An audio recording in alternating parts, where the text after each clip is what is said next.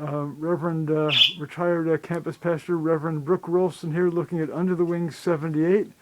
My homage to victims of fascism and the Third Reich in Spain, 1930s.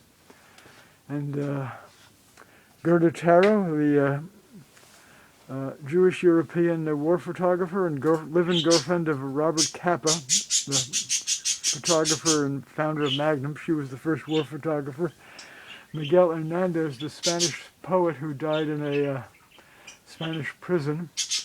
And 3 children who died in a Luftwaffe Third Reich Air Force bombing of a town in Spain, as ordered by Franco and his military, and a whole bunch of allegorical sea monsters. Now it's in your proverbial hands, my lord. I'm moved that you like this work. It's one of my faves in the series, actually. Your favorite? It's one of my favorite ones, faves. at least of works I've done in recent years. Wow. I am struck at the breadth of color in it. I'm also struck that every face shows a different emotion. And they're just stunning to me. Stunning. This poet is pensive.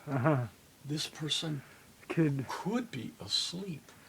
This person is, these are my interpretations. Sure. This person is in some deep feeling, agony or pain or something more than that.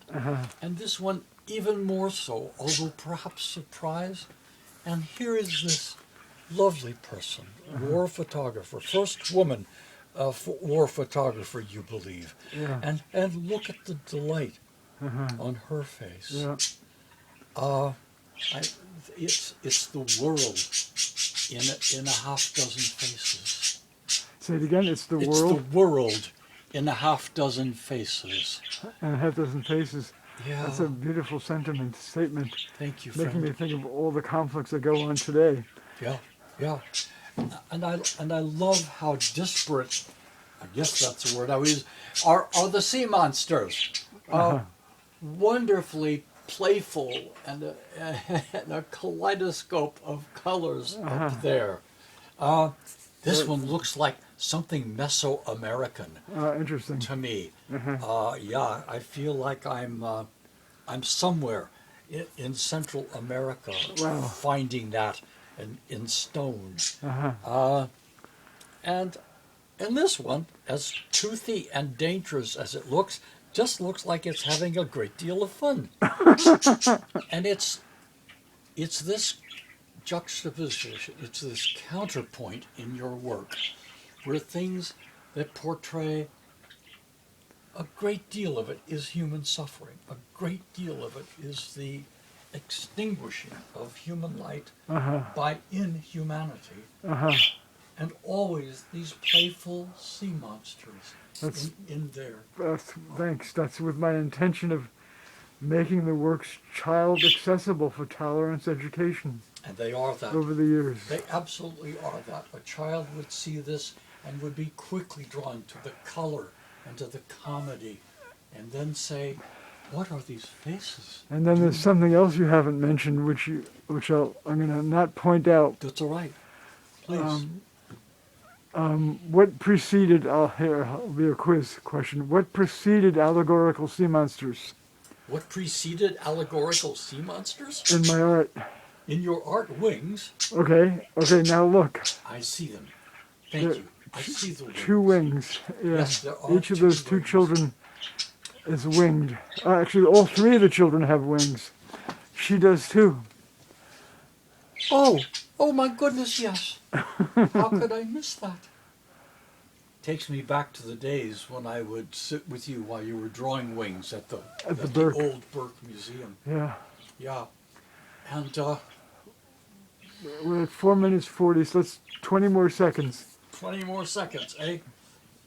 I'm wondering about the numbers. The numbers on that I see here. That's from the photographs that I found of Okay. online of the children. These are posthumous photos Yes. after they were slain by the Luftwaffe bombing. Dear God. Are these photographs of children as they were found in death? Or do you know? I actually don't remember now, but yeah, I think the bodies were laid out and they were numbered, probably for I don't know, whatever For whatever. civil administrative reasons, something like that. It's a wonderful work, Akiva. Thank you for showing it. Thank you, and thank you, Dr. Chi Eep, my favorite art critic over there, Sheep. Berkey Working Museum Director and Prime Minister Mazel. Thank you, Chi Eep.